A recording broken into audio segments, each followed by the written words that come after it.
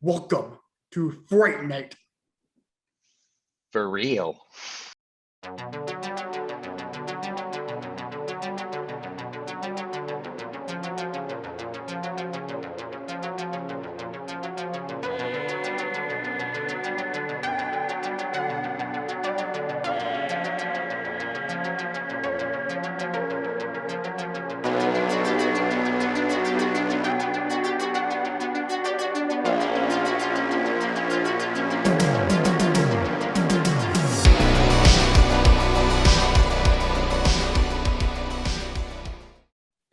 Hey, horror sci-fi fans, Drew here from Horror Sci-Fi and Beyond, and we got Eric again, and we're doing your poll review. We're reviewing the original Fright Night.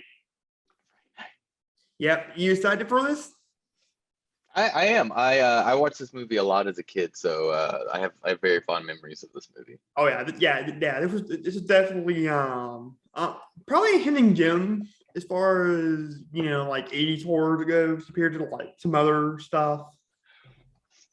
It's aged very well. This movie has so far aged like a fine wine. It gets a little, our Charlie's a little handsy at the top, but other than that, like all the rest of it, like there's nothing like real cringy about it that Right. didn't age well from the '80s. Was there a lot of '80s movies that didn't really stand the test of time? So Yeah. so this one is kind of aged like a fine wine. Yeah, Even like the visual effects still hold up for the most part. Yeah, I really liked this movie. It was very kind of nostalgic to like Hammer horror and like Hmm. Universal a little bit. And if you think about it, a lot of like 80s horror directors like John Carpenter and Joe Dante, Tom Holland, who did this. Not Hmm. Spider-Man, Tom Holland, different Tom Holland. Um, noticed What a that journeyman that Tom Holland. yeah. Well, the thing is that they grew up in the 50s, like, in the 40s and Mhm. the 50s and 60s when all those Sure, movies yeah, were coming out. So they're very influenced by that. And then you notice that they did movies like that, but oh like a sure, more yeah, yeah, yeah. making. Of course, yeah. This movie is it's very well paced. Like Mm, it takes its time to get going until that last like basically one night almost. Like but the end this all takes place in like one night. But like up until then, we're really just kind of living with our characters for the most part. mm, People don't know who to trust. I mean, obviously we know because we as an audience see what Charlie sees. But like, right. I'd be interested to see like to see this movie from like someone else's perspective. Like this movie was told from like the I forget her name. The lady Amy. from yeah, Amy. She was on Married with Children later in life. Oh, really? Yeah, she was the neighbor. She was one of the neighbors. Oh, I didn't Um, yeah. But I'd know. be interested to see what this movie would be like from Marriage.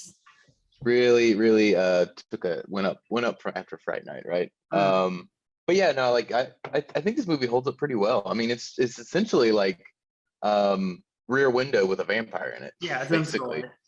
Yeah. Yeah. So before we get into the actual review, just a couple of housekeeping things real quick. First thing, for our next video, since Netflix has recently went back to the upside down with Stranger Things 4, when we got the first like I think like 7 episodes, and we got 2 more coming soon on July 1st. I thought it'd be really cool if me and Eric did our top 5 needle drop moments from Stranger Things. So basically, it's known for having a ton of great musical moments. So I thought it'd be really cool if we count down like our top 5 like musical moments from Stranger Things. Sure. That's exciting because Yeah. it's gonna be hard to narrow down to 5. I Oh may yeah. have like 5 with like several honorable mentions. Yeah, there's gonna be so many. So anyways, second bit of housekeeping. You know what's coming, and what kind of horror, sci-fi, and fantasy media you've been consuming. To let you know, I'm gonna kind of Uh, superhero part of that for 2 reasons. For one, it's a mouthful to say all 4 of those things. And okay. 2, I kind of feel like Sure. superheroes and comics kind of fall under all 3 of one of those 3 things. Oh, for sure. Yeah. Yeah.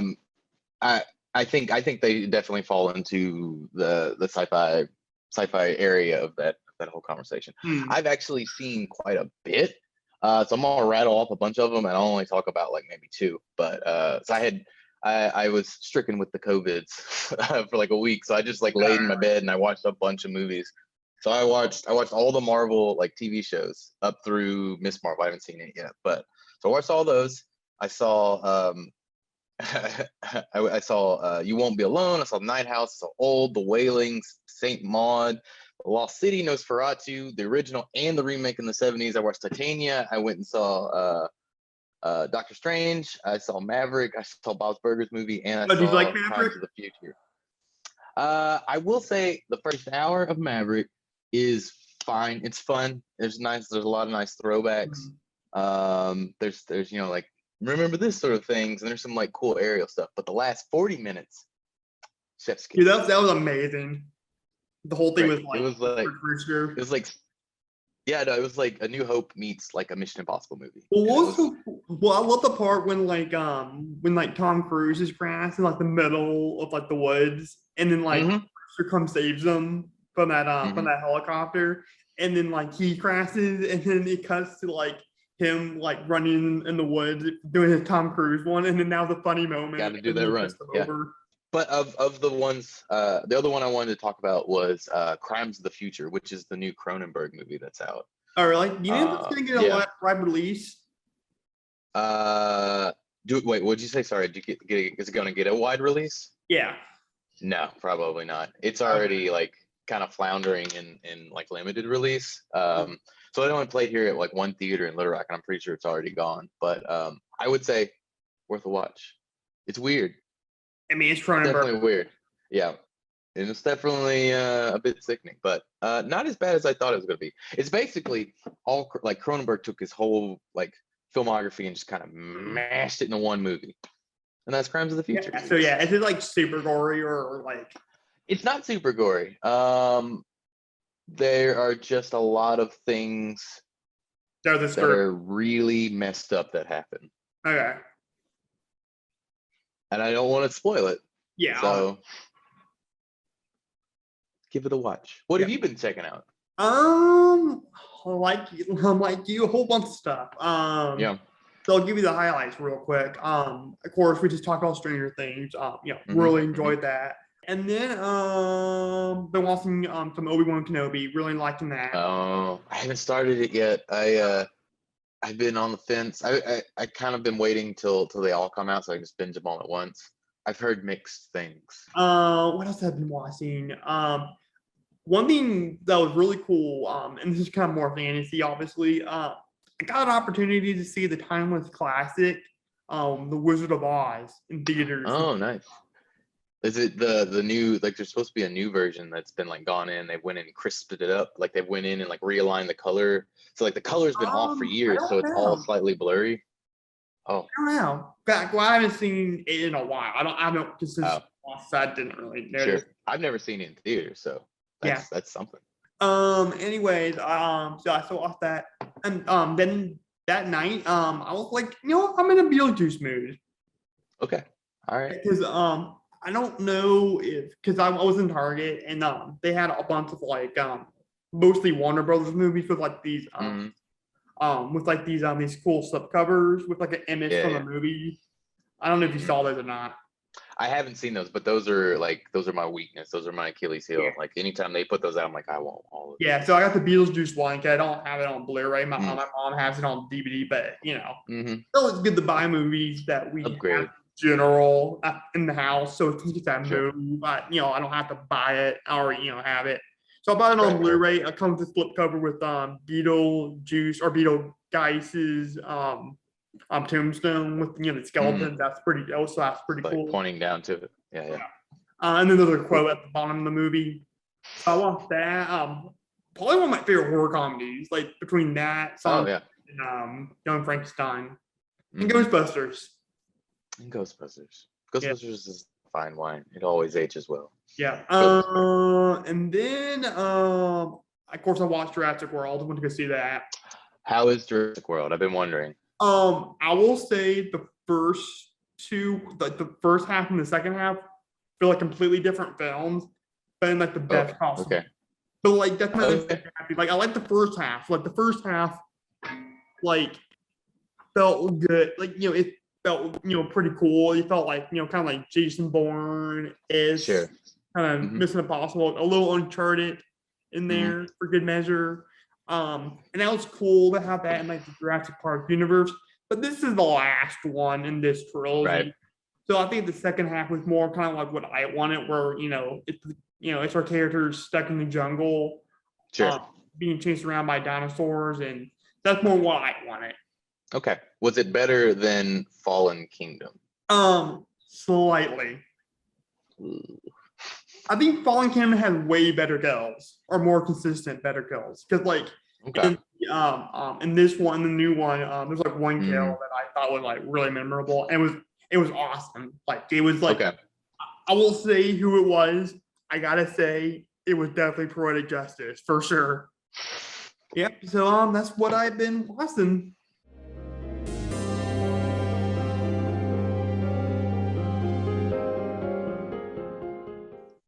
Nice. But anyways, let's get to the Fright Night review. Fright Night review. Yep. Welcome to Fright Night. For real. Yep. Real this time. So I just gotta say that this is like one of the most perfect like horror movie opening, because it opens with a full moon and you have like a wolf howling and you hear like a horror movie, vampire movie in the background, and then you have like the title and it's like just like it's normal font, and then all of a sudden like on the T the T and the F I think like you have like little things that come down like. Whoosh. Oh, it's great. It's a very classy like opening to a movie, like because it starts you out. It's first off a 2-minute shot. It goes on for forever, and at first you don't know like if the sounds you're hearing are like in the real world, if they're in a movie. You know what I mean? So like it takes you a second to get oriented. Most movies like this that have like a movie within a movie sort of thing would like start with like a fake movie to fake you out, like try to do a scare at the top. But like this movie's classy. Scrooge did that. Right. This movie's like classy. Like I remember when I first like, we're gonna take our time. When they it was like the North Pole scene at the beginning, and like it was like those terrorists like attacking. Night the reindeer died. Yeah, the night the reindeer died. Yeah, I was like when like the terrorists came in and like started shooting up the North Pole. I'm like, what the hell is this? And then like Lee Majors, the Lee Majors. Yeah, I'm like, yeah, this is the trailer for a movie. You've been really good this year, Lee. Good. I watch that movie like every year. I love Scrooge. That movie. And then so then we get introduced to Charlie and Amy, the two leads, and their boyfriend and girlfriend, and they're making out while this vampire movie is playing in the background.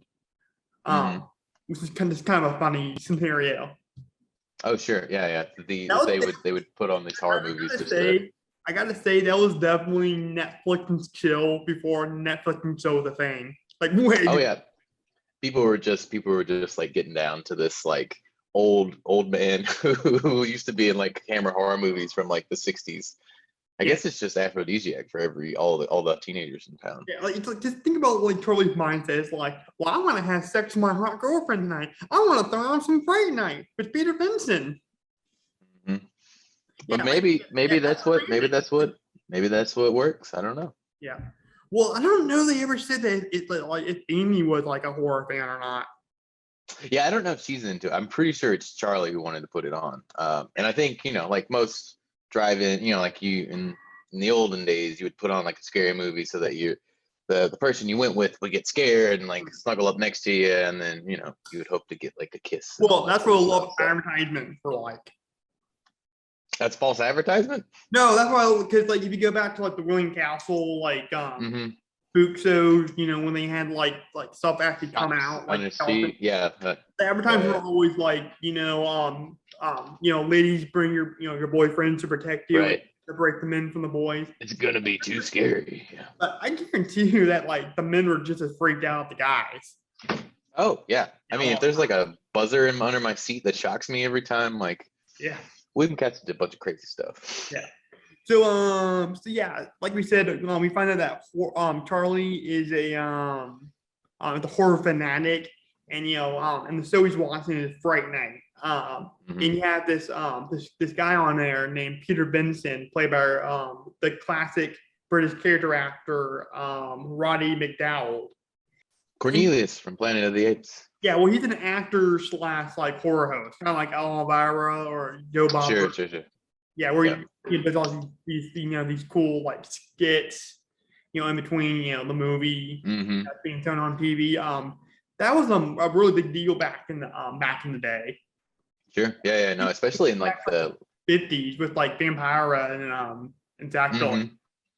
And they've been doing it. It's been going on since from like the 50s on. People still do, like Joe Bob Briggs still has his own like TV show or whatever, and they're still like Spenguli still does this stuff in like Chicago or whatever on like local television. And there's another guy too that's still doing it. But like they're still going, but like they were real popular in the 80s. Like Elvira had taken off. For a little bit till then, like obviously Spenguli was doing it, but like sure. But then originally like Joe Bob Briggs came back like a few years ago. Sure. Yeah. And it was like, this is like cheap entertainment because basically they only have to pay like the crew to shoot this one actor, and they just have to pay him, and they get all these movies who are probably already like either public domain or they probably got a bulk of them for like real cheap. Right. So it's just like cheap entertainment for like local televisions. Yeah, for sure. And then we see two men carry a coffin into the house next door, like somebody's moving in, and that freaks Charlie out. He runs downstairs to like tell his mom and see what's going on. And I think it's funny, and this is his classic like a movie mom moment, especially at that era, where Charlie's mom thinks him and his girlfriend are actually doing homework when they're really trying to do the birds and bees. Oh, for sure, yeah. And she's in her advice is like, well, it's good to argue before you get married because most marriages. Like she is like, I totally forgot about just that. Like completely oblivious to like really kind of what's going on. It's great. Yeah, I feel like Toni Collette in the remake was a lot more realistic. Oh, for sure. Like this mom kind of just disappears about midway through the movie and just doesn't ever come back because she's working like night shifts. Yeah. So like most of the third act takes place at night and she's just like gone. Yeah. So then mom tells Charlie that somebody bought the house next door. And while that's going on the news, there's on the TV, there's a news thing that tells about a recent murder that happened. Right. So like it's just setting up, and the mom is still talking in the background over it. So like they don't even really hear it. It's just something for us as an audience to kind of like go like, ooh, something scary. Yeah, foreshadowing. It definitely like foreshadowing. Yeah, it's kind of like what they did in Back to the Future, the first one, where it's house and they talk about like the plutonium, like on the news. Sure. Save the clock tower. Yeah. Handing out those flyers. Yeah, it's just plants and payoffs. We're like Mayor Goldie Wilson. You like Mayor Goldie Wilson? I like the sound of that. Yeah. We could have been reviewing that movie, but nobody wanted those. Thanks a lot. Sorry. Jackasses. I'm kidding. I love this movie too. Yeah, I've seen Back to the Future probably more than any other movie. Oh yeah. So like this is always a nice movie to come back and revisit. So I wrote down and I sort of wrote what this was in context of. I wrote down, is 99 Oak Street a reference to the Haunted Mansion 99 Ghost? So I can't remember, did he live on 99 Oak? I think they did. That I don't know. I watched this morning, so I don't remember. Yeah, I think that's a reference to 99 Oak. It's got to be. Or I think they lived on 99 Oak, but I just kind of, the first thing when I heard 99, first thing I thought of was like the 999 Ghosts in Haunted Mansion. Right. Maybe it is. I don't know. Yeah. Or did Haunted Mansion rip them off? Yeah. Oh yeah. Well, no, probably not. I think Haunted Mansion's been around since like 60s. Yeah. Yeah. Well, it's interesting if you flip over the 999 to be 666. It would be. Yep. Illuminati confirmed. Those darn Illuminatis. Yep. Numbers. And then we get introduced to Evil Ed, which is like he's like his crazy best friend. And are they friends though? That's the question. Is like they start out basically antagonizing one another. I can't tell if they're like really good friends or if they're just like Oh, really? I thought I good kind of friends. felt the word. I mean, I don't know. Like rewatching it this time, I was watching it and thinking like, because basically Ed tells him to shove off at the end of that first scene, like, um, because he's like, I'm failing, whatever, and then like calls him evil, and he's like, don't call me that, and storms off. You know what I mean? He continues to call him evil throughout the show. You know what I mean? Like Yeah, but if the you whole thing. watch like Stranger Things and like it and all of these other like kind of like friend movies, like they're always Mhm. like picking on each other and like fucking with each other the whole time. I guess so. I don't know though. But there wasn't any Do scenes where that. they were like, there wasn't any scenes where they were like friends together though. You know what I Yeah, mean? compared to like the remake. Yeah, yeah. What's the remake does fine, but it does a generic setup where the other kid's like super nerdy. Like I feel Yeah. like Evil Ed I like is that. like his I like the own French special thing. Armstrong joke in the remake. That was pretty funny. I don't remember that one. Oh yeah, I'm not gonna repeat it. That's fair. It's pretty crude, but it was funny. So yeah, he's basically the classic like crazy '80s best friend. Sure. And I like the part when they're at the diner, and then he meets Amy again to apologize. And like I think they get in the argument. I don't remember what decided that. And then see like there was like her milkshake on him, and then like Evil Ed goes, "You're so cool, Brewster." Right. And that's another thing. It's like, are they friends? Did I he don't just know. happen to be there? I don't know. I think they are. Maybe. I don't know. They're You at don't least think about they're at differently. least they're at least kind of friends. They're friendly to each other. Hmm. But he I don't goes to know. his house in the middle of the movie. To like, He does, but then he has to pay him in order for him to help him. yeah, You know yeah, what I mean? yeah. I don't know. Like it's weird, but also too, that was another question. It's like why didn't so if he goes to You make a Evil Ed, little he's like, money how do I with some help with your friends. yeah, but like he goes to Evil Ed and he's like, how do I get Get rid of this back full of vampire? It's help with like your even friends. It was the yeah, people that said, you make but like money. why well would he watches all these horror movies? Shouldn't he know what the rules are for vampires? I had a lot of questions this time around watching this Yeah, I movie. didn't really think about that either. I think they just need to explain it to the audience, and they needed another scene with Ed, which is fine. I'll take more scenes with Ed any day Right. of the week. And then, so then we have Charlie in his room. I think he's like doing the homework or he's watching Fright Night again. And Mm-hmm. then so he looks over, at the neighbor's house, and Mm-hmm. he sees some random topless chick that his neighbor Right. that we get that was in the coffin. It's about Right. to get down to business. The fast go wow wow go wow wow. Of course. Actually bites her neck, and that's Sure. like really what tells him now, like, oh, this guy's a vampire. He sees his fingernails. Like he pulls his fingernails down. Oh, I don't remember that too. I don't remember that either. Yeah. He like reaches up. He's got those really long fingers, and he like pulls it down. And that's the Like, thing, I like, see you see me.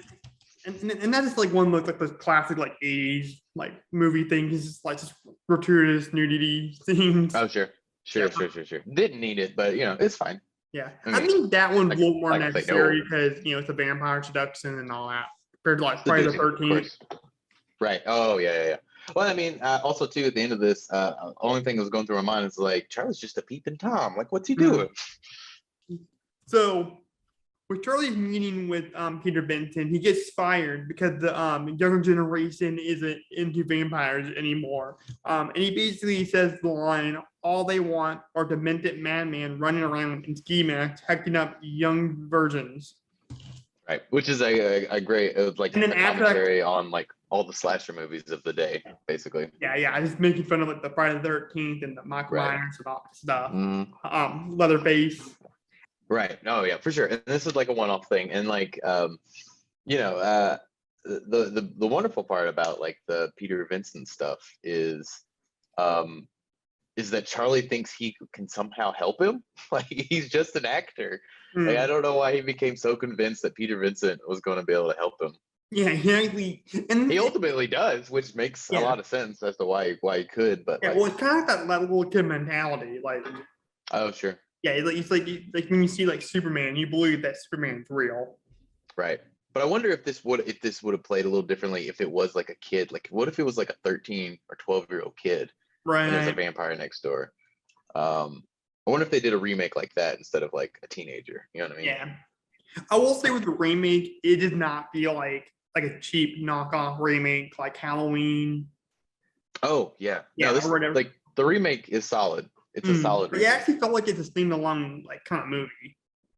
Sure. Yeah, yeah, yeah. I'm glad Like they you didn't make can any literally sequels to watch the this. remake, not even being aware of the fact that there's like an original Fright Night from the 80s and Right, still be fine. right, But it's not like a legacy movie like Halloween is. right. It stands alone. Right.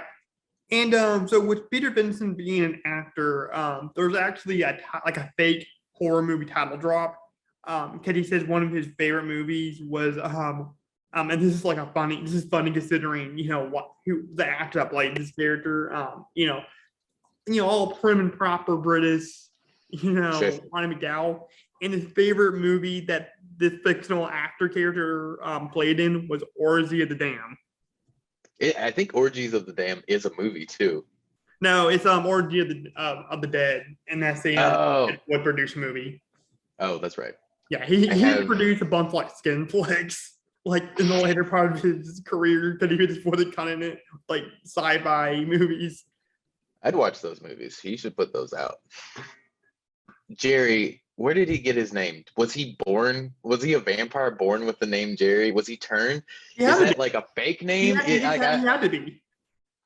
okay, so his name. You don't think his name is really Jerry, or is it a He's moniker not that he's really just born a taken on? vampire, right? Well, I mean, but like, was his name Jerry before he became a vampire? I think it has to have been. It's I not a don't know. vampire I name. would. It's so Here's what I think. great. Here's what I think. What happened is his name was Jerry before he got turned into a vampire, right? Okay. And then he's like, oh, I just want to go to these like suburban like Hmm. neighborhoods and just like start buying some necks and turning other people into vampires. But I want to disguise that fact, and I don't want to have a regular like cool sexy vampire now. I'm just gonna keep my name Jerry. See, that's what I think. I think he had a name like Orlok or Veratu or something like that. He's just like, I'm gonna call myself Jerry Maybe because they'll never suspect if it it. was around They'll back in the never olden suspect. days. Yeah, yeah, yeah. He goes to a new town. His name is like Randolph, or you know what I mean? Like, oh, it's old Randy. Randy would never bite my neck. Right. Old Jerry Bear, he would never kill me. Yeah. What do you know? I don't know. Jerry Maybe killed should him. write a like a fan made prequel to this. Maybe so. How did Jerry get his name?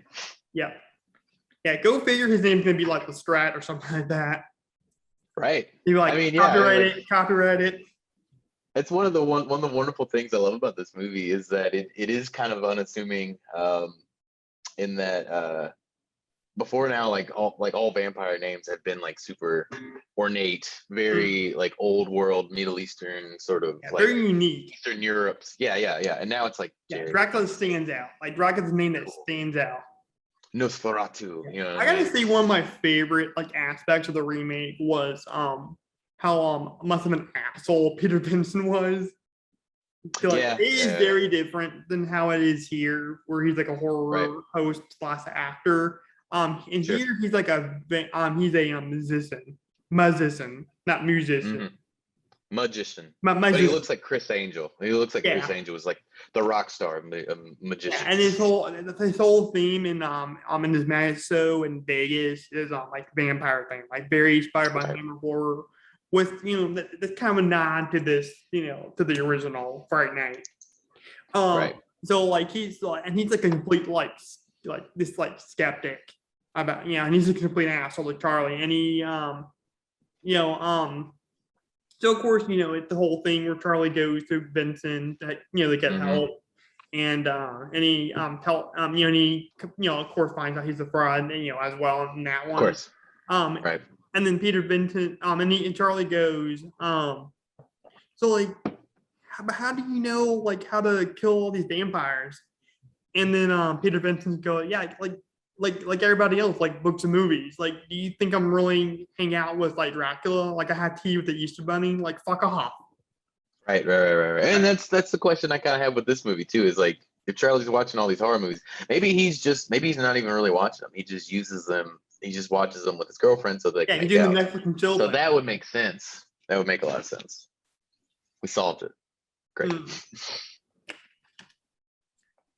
So you're saying that like he does it all the time, right? Like Charlie does this all the time without getting like. Oh yeah, like never paying attention to the movie. Yeah, he never pays attention to the movie, so he doesn't know any of the rules. Well, so he like gets to like run the edge. Sure. And this is the first time when they're potentially gonna, Right, and he doesn't because he's obsessed with his neighbor now, who may or may not be a vampire. Also, yeah, there's but like, a lot what's of like, stopping him? Like, is he like so into all these other time when he does his tactics? Like, he's like so into the movie by the time. Maybe, I don't know. I mean, I will say there's like a homosexual like subtext to like Jerry and his like man familiar, like all that stuff's like kind of great. Like it's very subtle, but it's swing both ways. I'm thinking he's swinging both ways. Oh yeah, man. Like, I mean, honestly, it's Pride Month while when we're recording this, and it's gonna come out. I mean, he would probably. I mean, in honesty, like Jerry probably was interested in Charlie before he was like trying to kill him. He's just like, see this kid next door. I don't know what's worse, him being interested in Charlie in this one, or him being interested in Charlie's girlfriend and mom in the remake. I mean, they're both pretty creepy. Well, I mean, he's interested in Charlie's girlfriend in this one too. So, I mean, both of them are still teenagers, so it's kind of like. No, well, he flat out says in the remake that like he has the hots for like his girlfriend and mom, which is. Sure. I mean, Chris Sheridan, Jerry in this one, definitely seduces Amy. So Sarandon, I say it wrong every time. I'm gonna say Jerry. Jerry in this one also seduces Amy. So yeah, pretty terrible. But he's a vampire, so he has no morals. He didn't straight up tell Charlie. It's true, but he didn't. He doesn't. I guess he does seduce Imogene Poots too. So yeah. But anyways, so there's a part when I don't know how they make it to the club, but like they go to the club and that's when like Jerry seduces. This is they leave. This is after they went to Vincent. They took Peter Vincent to Jerry's house. He drank the holy water. He saw him in the mirror, and then they're like trying to walk Amy home. That's when they make it to the club because then Jerry starts showing up in the house. In which house? In Peter Vincent's house? No, they go, Peter Vincent and everyone go to try to convince Charlie that Jerry isn't a vampire. So they all go to his house, and then Peter Vincent leaves in a hurry because he saw him in the mirror. And then they're walking Amy home. Nah, you're good. So they're walking Amy home, and then Peter Vincent or Jerry gets like Evil Ed, convinces him, which is a really great scene. Because essentially he's like, he doesn't like attack him like you would expect like a vampire to attack somebody and just bite him and suck all his blood. Like he offers him a choice, and Ed takes it. Yep. And you almost feel bad and like kind of good for Ed at that point. Like things may get better for him. I don't know. It's like choice how Tom Cruise gave Christian Slater a choice and gave it to the vampire. Right. Yeah, that was so fun. That was like an awesome like ending to that movie. Oh yeah. It's like all that. So before the club scene, there's an alley scene, which I wanted to mention. Which that's they're like I guess like take a shortcut back home to an alley, and then like Evil Ed, gets an argument with Charlie, and he leaves. Oh no, he basically says Charlie's ridiculous. You're ridiculous. There's no vampires. He goes off down this dark alley by himself, like an idiot. Yeah, and then I think those two things are like very 80s. Oh, sure. Like the score kicks in there, and I'm like, ooh, this score hasn't aged well. But then parts of it like sound great. But like the part where like Evil Ed goes down the alley, and then Jerry's like walking behind him is very like 80s walk down an alley, like temp track almost. Yeah, it has a very like Freddy Krueger vibe to it. Yeah. And I was gonna ask, when like Evil Ed is got turned into that vampire, did he feel like Renfield on crack? A little bit, yeah. Especially with that red wig on. Like later on when he's impersonating the mom. That is haunted my dreams not dreams. It's stuck with me, that image of like that kid coming up with like the cross burned in his head and like the Raggedy Ann hair. Yeah, one of my favorite sex scenes is when, because apparently Danvers' roommate is a vampire as well. Oh. And when he melts from the sunlight and he turns that skeleton and he kind of walks around a bit, like that was pretty sick. Yeah, definitely. I love all the practical effects. All the practical effects look great in this. Yeah, and first, like, apparently this was one of the first times ever in a vampire movie, except for like maybe North for Walk 2, when they actually got into like the monster side of vampires. Sure, yeah. No, and they like delve into like they can like shapeshift and turn in different things. But also too, sorry, I forgot this. I was gonna bring it up. Like Jerry is pretty reasonable. Like early on, whenever he shows up in the house after the mom's asleep, and like he like closes the door, pulls it real shut, like talking to Charlie, and he's just like, "Listen, you forget about me, I'll forget about you. We can just let bygones be bygones. I'll go do my thing, you do your thing." And Charlie could have just been like, "Sure, that sounds great. You go be a vampire." But he's like, "No, I gotta like protect." Yeah, and now that you say that, I think that's why I like Colin Farrell take on the character more, where like he was just like bound and determined to like to terrorize Charlie and his family, and the people around him. I guess, I don't know. I think I like this Jerry better, but really, yeah. But I've watched this. This says like nostalgic for me. And that's the thing. I do like Sarandon in this part. I think he's really good. Sure. You know, he really hands it up. You know, and it's, you know, it was good for that time period. If you look at that with that lens, I did think Colin Farrell was a lot more convincing as like a vampire, in my opinion. I think there's a lot more. To me, I think there's a lot more depth to Chris Sarandon's character as a vampire than Colin Farrell's, because there's a moment whenever he's about to turn Amy later in the movie, and he stops her, like when she goes like, I don't want to do it. He stops and like lets her make it her decision. You know what I mean? Right. And I will say I do like the structure more in the in this one, where it was more like, you know, Charlie sees, these people putting his new neighbor, carried a coffin in his house. This is weird. You know, and he's watching a vampire movie, and he sees, Jerry's attack that one lady. Like, there's more going on. There's more build up to that. Sure, yeah. We're like in the remake where he meets Jerry, and then next scene weird stuff starts to happen. Right.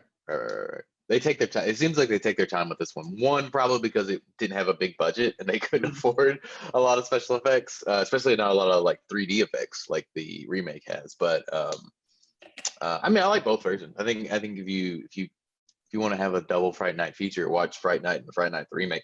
Don't watch the sequel, Fright Night 2. Oh, really? Actually, the sequel's not bad. It's fine. It's no Fright Night. Ryan Thompson's in that movie, isn't he? For Dragonheart? The sequel? Yeah. Yes. But it's been so long since I've seen it. I remember watching it as a kid, thinking I was getting another Fright Night, and it was not that. It's not bad. It's just not great. I'll say so. How does Jerry get defeated? It was like the crucifix, right, with the sunlight. Say again now. What was the? So how does Jerry get defeated again? Jerry gets defeated by the sunlight. Okay. It's just sunlight that like throws him against the wall at the end. Okay. Because he gets, and like in the remake, it's Anton Yelchin lights himself on fire. Yeah, I do remember that. I remember thinking like that's dumb. Yeah. I was like, ooh, like freaking Frankenstein's monster. Right. I was like, yeah. That's the point. They lose me at that point in the remake. But like this one, it's kind of anticlimactic in some ways because they just like corner him in the basement and then pull all the lights, pull all the shapes out. I feel like the remake was a little more anticlimactic. I feel like. Suppose. I mean, I'm trying to remember. Like, don't they end up in the basement? And there's a bunch of vampires down there. Mm-hmm. I think so. And it's like fight off a bunch of them. Oh yeah. You had them in like the rooms. Yeah, right. Yeah. I don't know. Yeah. Maybe I'm nitpicking. Maybe both these movies are great. You should watch them. Go home. Go stop what you're doing right now. Go watch Fright Night. So real quick before we get to the theme of the movie or themes of the movie, between the original and the remake, who's your favorite Evil Ed? Oh, original. OG all the way. Yeah. I kind of like them both the same. I think they're good, and I think I like them in like their own special way. Like I think in the original, like he lived up to the name more. Sure. Isn't it McLovin in the remake? Isn't it Christopher Mintz-Plasse? Okay. Yeah. I think the Evil Ed thing kind of more lived up to the name, but I think there's more depth in the remake. Yes. There are criminally few scenes with Evil Ed in the original. Like just enough to introduce us to a character, and that's about it. We don't know anything else about Evil Ed other than he likes. I feel like in the remake, Evil Ed is like more like naturally funny. Yeah. Where the actor that played him in the original is kind of doing a bit. Yeah. But this is funny. It's really entertaining. The guy that plays him is really entertaining. Oh, sure. That voice is great. And the werewolf scene's fun. Like that whole scene, or not the wolf scene where he gets like stabbed.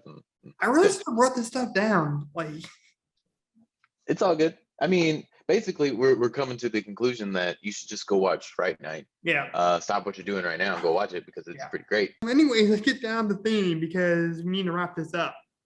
Sure.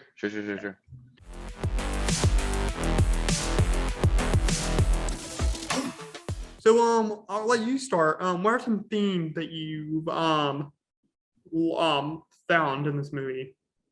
I mean, I think it definitely touches on, especially coming from like the Reagan era, this sort of like paranoia of your neighbors. And I think that also ties back into like the 50s too. Just the idea that the people who live next to you, people who are essentially like the only thing between you and them is like a couple of things, couple slats of wood on either side, is that they may be murderers or vampires or something terrible. Right. So I think the paranoia, masters. The suburban paranoia sort of thing really comes across, I think, to me in this. And the boy who cried wolf essentially too. It's like, no one believes him. One theme I really did, I've discovered, and it sort of kind of was touched a little bit upon in Dracula, the Bela Lugosi one. It's kind of explored more here, and more like interestingly. If I said that right. Sure. Whole, having faith versus like lack of faith, kind of thing. Because Charlie like seeing Jerry do these vampire things, and that he like next door in this next door, like there's a vampire living in like next door.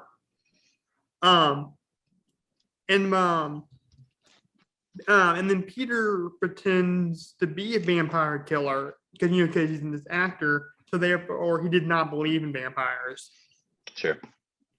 So there's like that kind of conflict when he, Charlie has to convince, Peter Benson, that so it's kind of like a belief, right? Faith, kind of.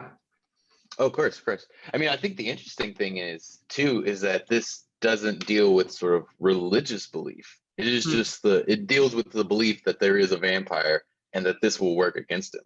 So like, if you believe that it works, then it works, and it doesn't have like a religious undertone really to it. Does that make sense? Yeah, for sure.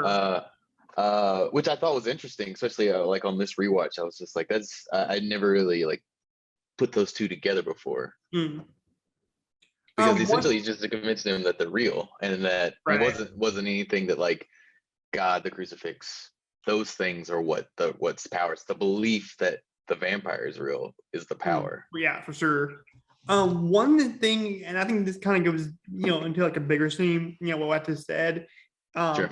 There's a bigger theme going on about being blinded by things going around you. Yeah. For example, a lot of all the powerful people in Hollywood, that took advantage of their power. Sure. Are finally, getting the justice that they deserve.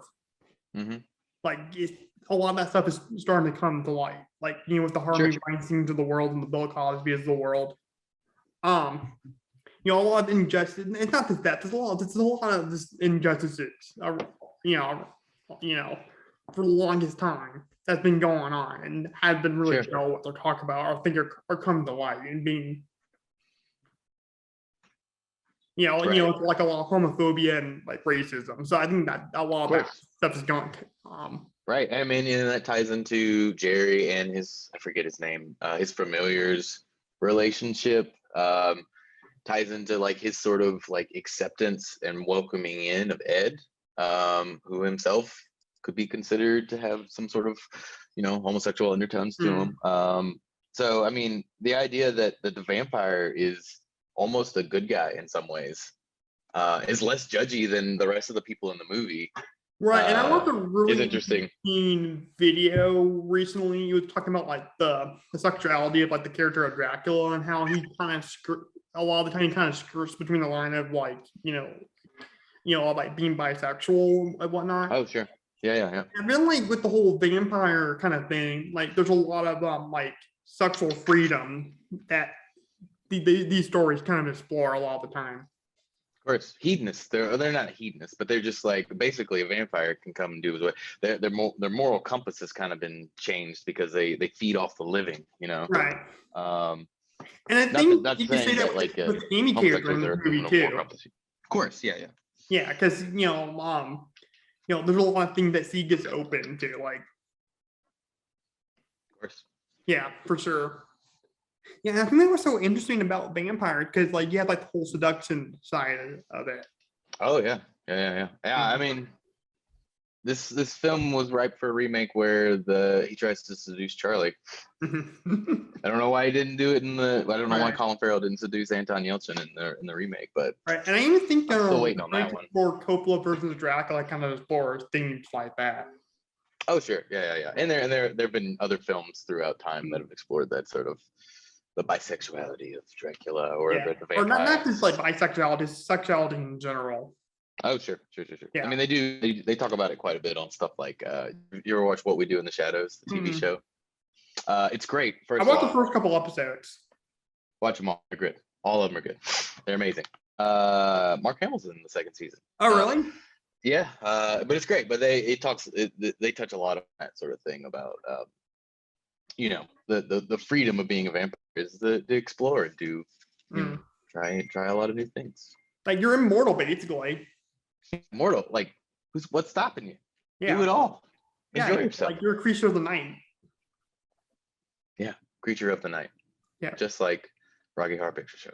Yeah. Thank you for watching the video. Make sure you like the video. Make sure you share it. Make sure you subscribe to this YouTube channel. I'm on Facebook as well at Horror Sci-Fi and Beyond. I also started at Twitter so I can branch out a little bit more. Nice. Hopefully. So I'm gonna What's your Twitter handle? What's your Horror Twitter handle? Sci-Fi and Beyond. Nice. Okay. Yeah. Good to know. So I'll leave that link down the bottom as well. Great. I'm excited. Everyone go watch Fright Night, both of them. It's Remake awesome. and the OG one. It's great. Yeah. You can only watch them both by themselves, like one without the other. Oh yeah, you can watch one without the other. You don't even have if you're like, the 85 one's too old. Watch the 2011 one. I mean, they're both like perfect like Halloween movies, I feel like. Yeah, they're great. They're great. I won't steer you wrong. Yeah, but anyways, guys, this has been Drew from Horror Sci-Fi and Beyond. I hope you have a fantastic day, and you have a good one. Bye.